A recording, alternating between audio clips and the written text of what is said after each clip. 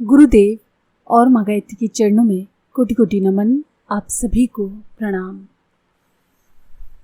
आज हम स्वर शास्त्र से संबंधित कुछ प्रयोग, अनुभूत प्रयोग आपको बताने वाले हैं, जो कि अन्य ग्रंथों में भी मिलते हैं। स्वर ग्रंथों में कई प्रकरण ऐसे मिलते हैं जिसका स्पष्ट श्वास क्रिया से कोई विशेष संबंध नहीं है। मालूम होता है कि स्वर शास्त्रियों ने चिकित्सा अथवा तंत्र ग्रंथों से इन प्रयोगों को बहुत उपयोगी पाकर अपनी अपनी पुस्तकों में इनको सम्मिलित किया है। उनका परिचय हम आपको बता रहे हैं। आप सभी इन प्रयोगों से काफ़ी लाभ भी उठा सकते हैं।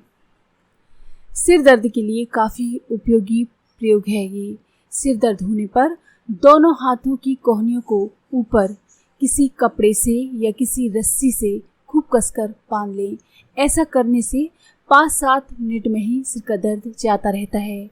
कोहनी जोर से बांधनी चाहिए जिससे रोगी को कुछ तकलीफ मालूम होने लगे और उसका ध्यान सिर दर्द से हटकर उसी स्थान पर केंद्रित हो जाए।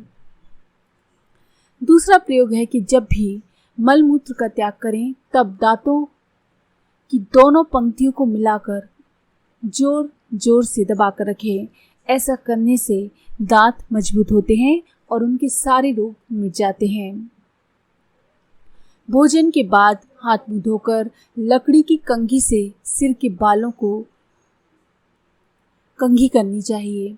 कंघी इस तरह से चलानी चाहिए जिससे कांटे कुछ कुछ सिर में चुभते रहें। इससे सिर संबंधी कोई बीमारी तथा बाल व्याधि उत्पन्न होने का भय नहीं होता। कभी गर्मी में यदि बाहर जाना हो तो तौलिए से दोनों कानों को ढक लेना चाहिए। इससे लू लगने का डर बिल्कुल भी नहीं रहता। स्मरण शक्ति यदि कम हो गई है आपकी तो सिर के ऊपर लकड़ी के तख्ते का छोटा सा टुकड़ा रखें और उसको लकड़ी की छोटी सी हथौड़ी से धीरे धीरे ठोकें। आपने ये अनुभव किया होगा कि कभी कभी किसी भूली हुई बात को याद करने के लिए हम सिर खुजलाते हैं अथवा सिर में पेंसिल से ठोकते हैं।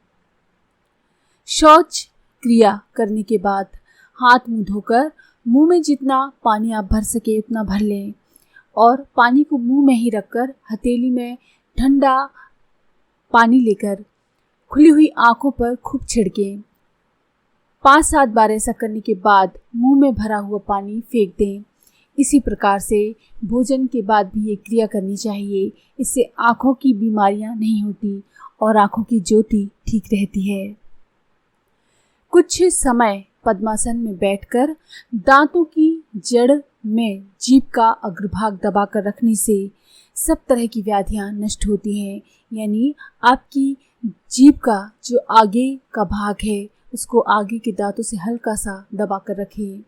सारी बीमारियां इससे नष्ट होने लगती हैं। रक्त अपामार्ग यानी लाल ओंगा, लाल कलर का अपामार्ग जो होता है उसकी जड़ हाथ में बांध लेने से भूत प्रेत आदि की बाधा मिट जाती है। सुबह और शाम पद्मासन में बैठकर नाभि की ओर टकटकी लगाकर देखते हुए नाभि में वायु धारण और नाभि कंठ का ध्यान करने से मंदाग्नि दूर होती है। अजीर्ण, अतिसार आदि पेट के रोग भी दूर हो जाते हैं। प्यास से व्याकुल होने पर ऐसा ध्यान करना चाहिए कि जीभ के ऊपर कोई खट्टी चीज रखी हुई है। शरीर गर्म होने पर ठंडी वस्तु का और शीतल होने पर गर्म वस्तु का ध्यान करना चाहिए। ललाट के ऊपर पूर्ण चंद्र के समान ज्योति का ध्यान करने से आयु बढ़ जाती है। कुष्ठ आदि रोग दूर होते हैं। सिर गर्म होने या घूमने पर मस्तक में श्वेत वर्ण शरद चंद्र का ध्यान करने से कुछ ही मिनटों में शांति मिलने लगती है। आँखों के आगे पीले वर्ण की उज्जवल ज्योति का ध्यान करने से बिना औषधि सब तरह के रोग अच्छे हो जाते हैं और देह में परिपूर्ण यौवन बना रहता है। इसलिए गुरुदेव ने हमेशा ही पीली ज्योति का ध्यान करने का, पीले प्रकाश के ध्यान करने की विधि बताई है। श्याम वर्ण का ध्यान करने से वायु, लाल वर्ण का ध्यान करने से पित्त और श्वेत वर्ण का ध्यान करने से कफ के दोष दूर होते हैं।